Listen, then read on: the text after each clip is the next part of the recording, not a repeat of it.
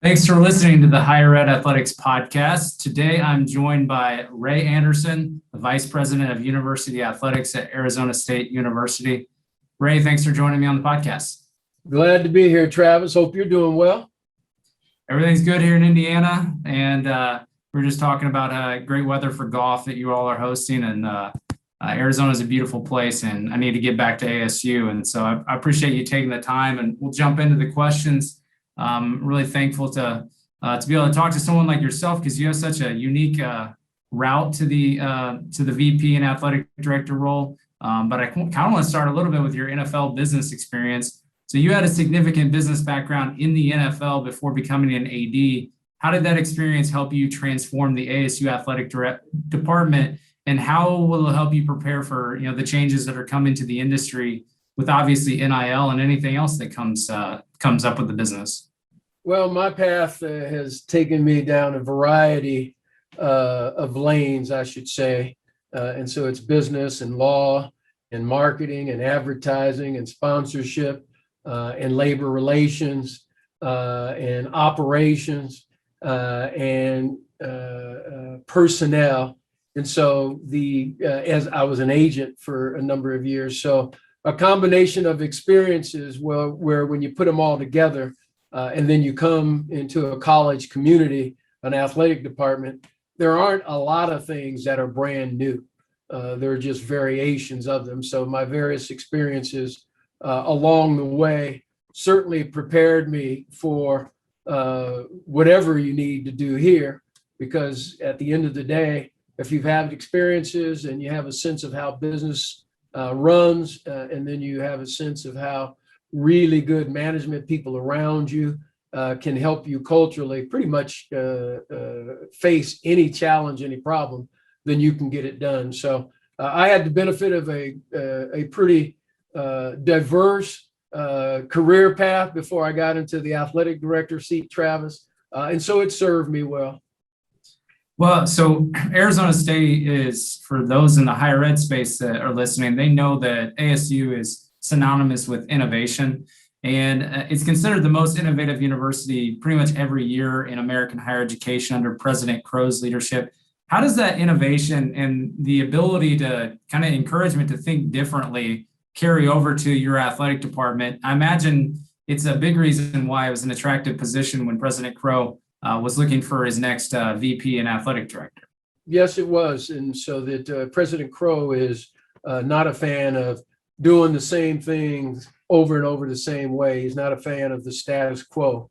He's a fan of creating and trying to be a differentiator in whatever it is that you're doing. So with regard to athletics, the culture is similar to President Crow's. How can we do things differently, better, more creatively, more entrepreneurially, more collaboratively, to essentially create distance between us and our competitors, and have different impacts and different efficiencies that make us just frankly a more efficient and serving enterprise or organization. So that thinking absolutely was one of the primary things that drove me here to work with Michael Crow.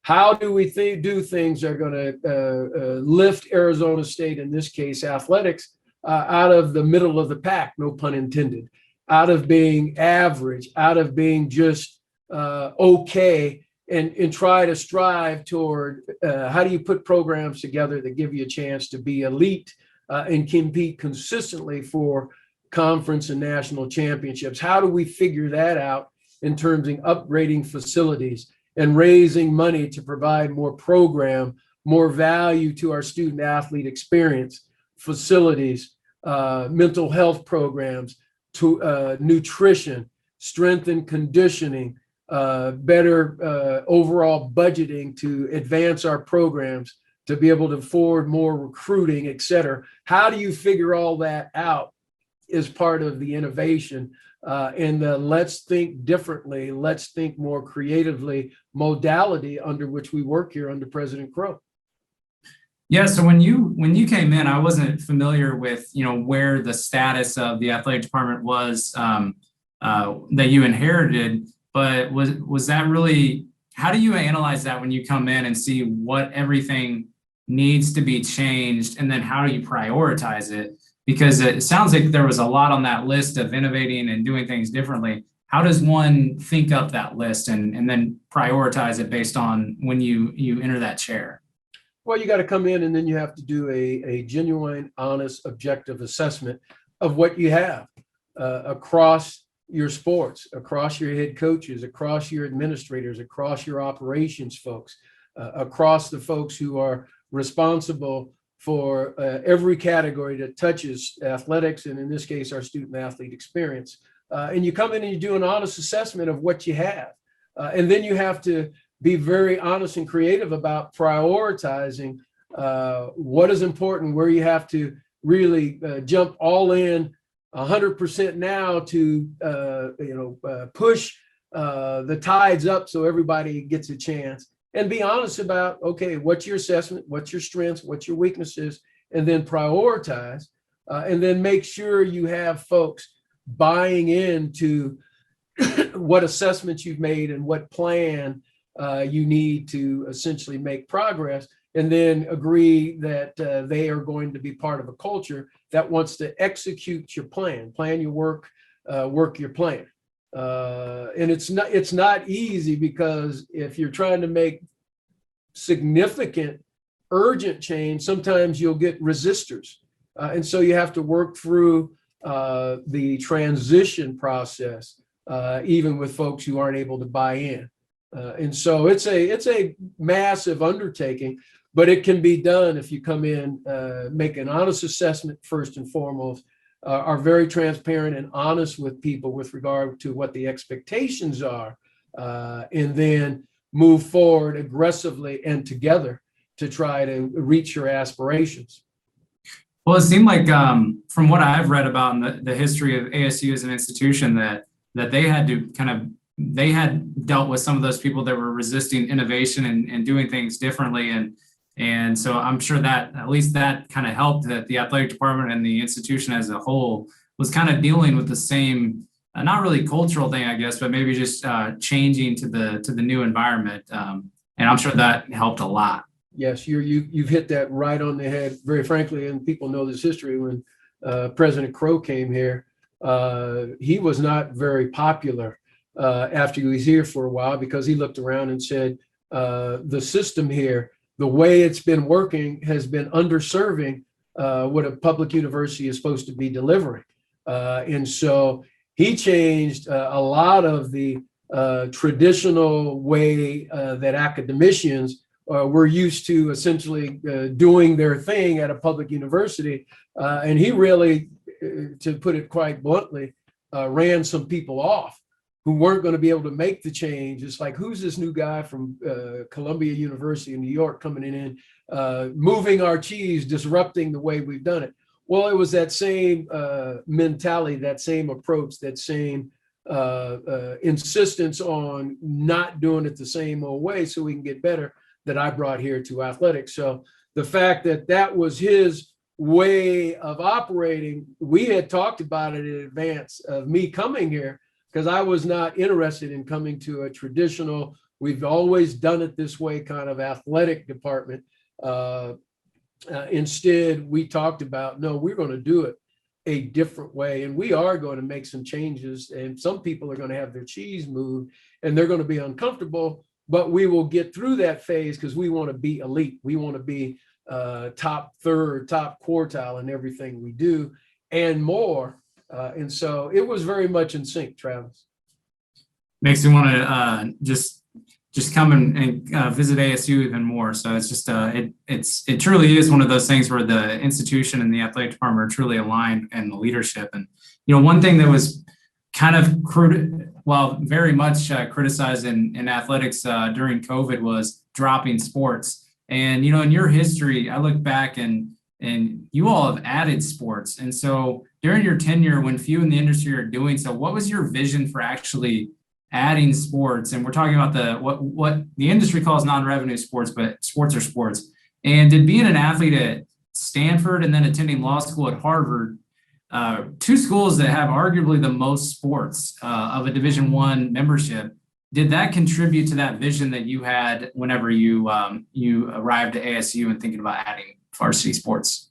You are again very astute. My experiences at both Stanford and Harvard is a multitude of experiences for men and women across as many sports as you can muster, because the student athlete experience is a life-changing, life-developing opportunity. And so I really believe in the student athlete experience, to come to college and have the academic experience and then compete in a sport you love in as many sports as you can is something that I just think is a real service. And so we want to have as many sports opportunities as we possibly can. And so when we got here, we've added 4 sports. Ice hockey, we elevated, added women's triathlons, women's lacrosse, and then we reinstated men's tennis, which had gone away, because we believe in the student athlete experience. And so we have determined that we want to preserve those. And so we're going to do everything in our power to be able to preserve them and financially sustain them by just doing things smarter, more efficient, and everybody understanding, football and men's basketball might drive most revenues, but all those other sports are as important to what we're trying to project as an athletic department, that everybody's just going to buckle up. And during COVID, everybody's going to get their budget cut, because we're not cutting teams. We're not cutting coaches. We're not cutting staff. We're not putting people on furlough. We're not asking people to take salary reductions. We're going to figure it out, because we are going to tighten our belts across all of the expenses that we can control, and then we will survive this thing together. And we have, Travis. We're not out of it yet, but all of our sports are intact. All of our folks are intact, unlike other universities who are furloughing and cutting sports and laying off people and having salary reductions. We were able to, here at ASU, in large part because Dr. Crow had anticipated in advance and planned financially, and then driven it down to everyone else. We can figure this out if you get in front of it, which we were able to do. And so that's just our belief in the student athlete experience and how important it is to preserve it, and how if you really want to, you figure it out. And that's why I love a guy like Dr. Crow and the culture we have here. We will figure it out. Well, so that kind of leads me into my next question was, at a time when several experienced leaders in higher education, like college presidents and athletic directors right now, are retiring, you signed a contract extension recently to remain at ASU through at least 2026, meaning you will definitely be here for the biggest change to come to college athletics in quite some time, with name, image, and likeness, and then whatever comes next. So was that a factor at all in your reason to commit to the extension? And what about the change or the challenge of NIL actually excites you as a leader of a Power 5, Pac-12 institution? Because I assume the innovation definitely and the challenge, but from your answer just now, it seems like you're pretty revved up for a challenge. So was that a big part of why you're saying I'm extending and I'm going to stay here? And I'm guessing it's fun too. You know what? Unequivocally, it has got to be inspiring. And at the end of the day, as weird as it might sound, it's got to be fun. And dealing with the kind of changes that are coming, not just on the college landscape, but dealing with all the additional things that we have going on here, whereby we want to advance our programs, is also a reason why our job is not finished here. We've got sports programs that are elevating. We got facilities that we are adding. We got a brand new multi-purpose hockey, new gymnastics, new wrestling facility, excuse me, that's coming out of the ground right now. We have aspirations for a new tennis complex, new track and field. We got a lot to do here to upgrade the experience for our student athletes in our community here. That's job undone. And then you put on top of that the changes in the college landscape, name, image, and likeness. It is changing. There's going to be a new business environment, a new set of challenges that athletic directors and head coaches and administrators and conference commissioners are going to have to deal with. And very frankly, it's going to be challenging.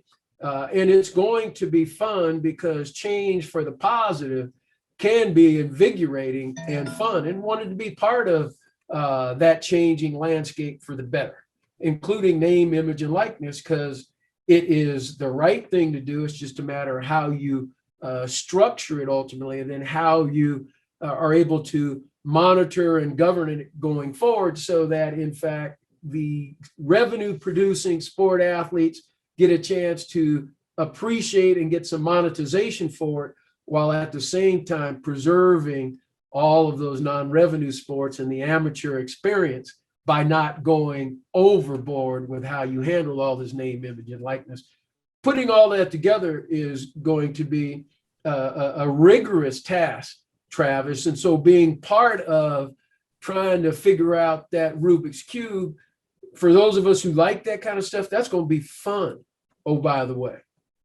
And the ones that don't like it are probably like ready to retire. Yeah. Go play golf and just watch it unfold. Yeah, I bet you spent how many years as an agent? Over 10, right? In the agency business? Yeah, I was in the agency business, had my own company, AR Sports, from 1987 to 2002 when I joined the Atlanta Falcons. And then from 2002 to 2006, I was at the Falcons. And then from 2006 to 2013, I was at the NFL until I came here in early 2014.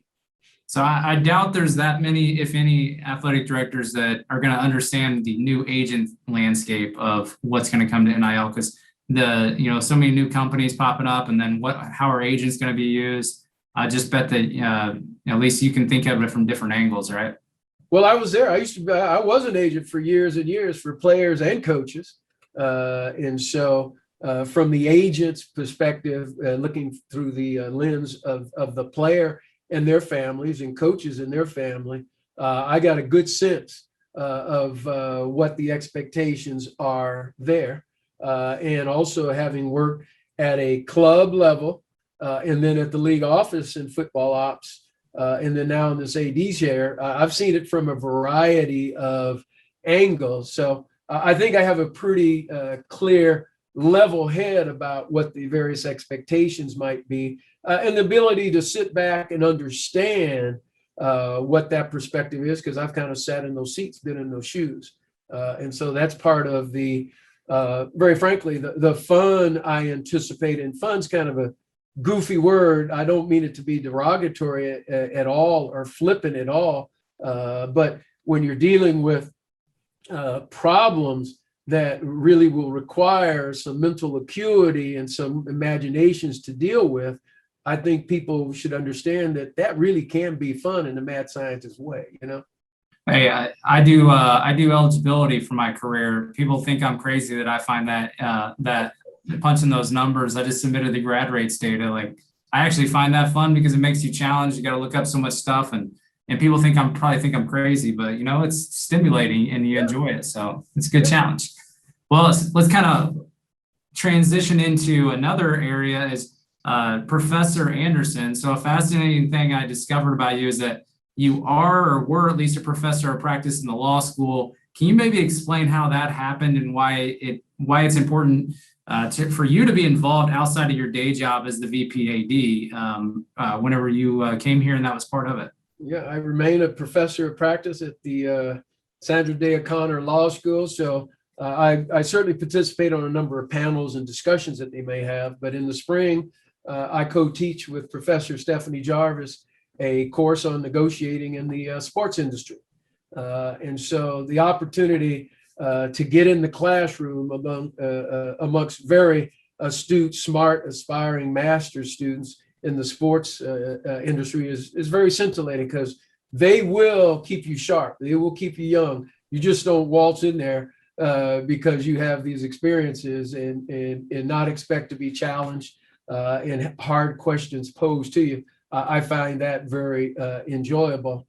And so part of what Dr. Crow here, he really inspires, and in fact, I would say requires all of the VPPs, all of the provosts, including himself, to teach a class or two every year, so that you constantly are appreciating and being around the students and the graduate assistants, and you get an appreciation of their world. You never start getting too removed and out of touch. So it's something that is really encouraged, and I'm just delighted. It's one of the things that I really do enjoy doing. And again, they keep you young. These young students, they'll challenge you. They'll keep you young. And when they know, yeah, Mr. Anderson, you've had these experiences. You went to Stanford. You went to Harvard Law School. There's something that inspires them to say, you know, I want to be able to interact with you. I want to be able to go toe to toe. In appropriate case, I want to kind of do many arguments back and forth with you. That's stimulating, intellectually challenging, and educationally, hopefully for them, but it's certainly been for me as well, Travis. So I really love it. Yeah, it probably keeps you, I imagine it keeps you grounded in remembering that you're part of an institution, not that you would forget it, but I feel like it's probably a good constant reminder that, hey, we're part of the higher education system here at Arizona State. You're right. This is academics. We are a higher education venue. We are a knowledge enterprise here. And to be in those classrooms, in those settings, is a great and really valuable reminder of that. And it's one of the things here I really enjoy. I bet you have student athletes in your class too, then. Oh yeah, we've got it's a master's class and then a law school class. So you'll look up every course and there'll be 4 or 5 faces that are our student athletes. A lot of our student athlete leaders, and it's really a joy to look up and see them in the classroom or on the Zoom. Unfortunately, recently, but we'll get back to the classroom. And know that I've seen them around during their athletics things for 4 or 5 years. Yeah, that's got to be really cool. Well, the last direct question I want to talk about is before the Higher Ed Athletics podcast. Not many people know this, but I had another podcast called Advised You, and the first or second guest I interviewed was Ken Shropshire, and Ken shared with me that you two were Stanford football teammates, and he's now the CEO of the Global Sport Institute at ASU, another awesome department at ASU. If people haven't learned much about the GSI and Global Sport Matters publications, which puts out incredible digital media content. And so I'm wondering, what is it like having your longtime friend also leading another sports department at ASU with a sports business background and such a brilliant mind in the area? And I imagine between him and GSI that it's also probably an invaluable resource for you and your athletic department on whatever topic you're studying. There is no doubt about it that Ken Shropshire and the Global Sports Institute and Sun Devil Athletics, we're big time partners. And I'll give you the backstory on that. Ken and I played football at Stanford back in the day. Actually, when he came on his official visit, I was his host. And so we have been friends for years and years. Fast forward, Ken becomes my agent, my attorney, when I'm negotiating with the Falcons or the league office, or in this case, negotiating my AD contract with ASU. Ken Shropshire is my agent, my lawyer. And Michael Crow and our general counsel, Jose Cardenas, were so impressed with Ken Shropshire representing me in my contract negotiations to come here, that when I got here, Michael Crow said, I like that Ken Shropshire, we're going to get him to come to ASU and help us with a sports program. And so that's when we started talking about, well, this Global Sports Institute. And we went and recruited Ken Shropshire from the Wharton School, and came here and started the Global Sports Institute because Michael Crow identified him, and then we recruited him for a year. Don't tell Wharton this, to come and start our Global Sports Institute. And now he's in his 4th or 5th year of that. It is a magnificent program, making all kinds of strides. And we work very closely together, and we get a chance to kind of chuckle together from time to time to say, you know what, we started off as young football players at Stanford, and now we are here at a marvelous place like ASU. You're in charge of the Global Sports Institute, and I'm the athletic director, and we're still working together, hopefully for the good of the cause, i.e. sports and academics. Well, since they already announced who the commissioner is, I saw something on Twitter, like throw some random names you think could be a good commissioner for the Pac-12. And I was like, I threw the Ken Shropshire out there. I was like, if he wanted that job, he'd be a great guy to do it. And just an incredible background. And he mentioned some of that story to me on the podcast, but I think but it was, the recruitment from President Crow does not surprise me at all. And it's really just the global sport is one of those things that I really get inspiration from, and I see the type of stuff they do. They obviously put out podcasts. And so it's great to hear that there's a combination there between the athletic department. I wonder if part of that recruitment, I didn't even think about this, that the GSI was already invented, or he just saw that and he's so innovative. President Crow, he's probably like, let's start something around you. And so it's just a great part of the university. And for those that aren't aware, a lot of the things that ASU does is not your traditional departments and colleges on a school. It's enterprises, like basically the GSI is a good part of that. So, well, that's awesome. And I'll have to have him on the podcast again sometime. Maybe we'll get you both in here when we talk some more ASU. Ken Shropshire is brilliant, doing a great job here, leading the Global Sports Institute, and the reputation for the quality education that it puts out continues to grow. So he's been a wonderful addition to everything ASU on the academic side. He's really making his mark.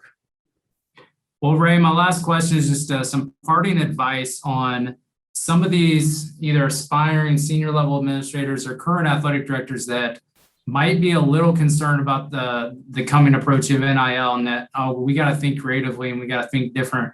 How do you, what advice do you have to people that maybe are traditional leaders in college athletics and higher education as far as embracing change and thinking of things differently? How would you encourage them to do that? Well, you have to have the desire to survive. If you want to be a sports administrator, if you want to be in the AD chair or any of these senior administrators, you got to understand that the change is here. And so it will be, how do you respond and embrace the change, and then hopefully want to be part of the positive impact and outcomes that are going to come from the change, because it's already happening. So are you able to accept and pivot and be adaptable and flexible and be part of the solution going forward, not be part of the hesitation or the impediments to change?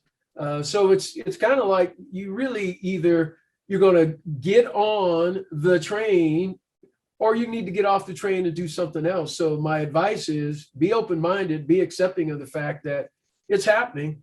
Now make the appropriate adjustments and pivots and adaptations that will allow you to be a positive part of the way forward.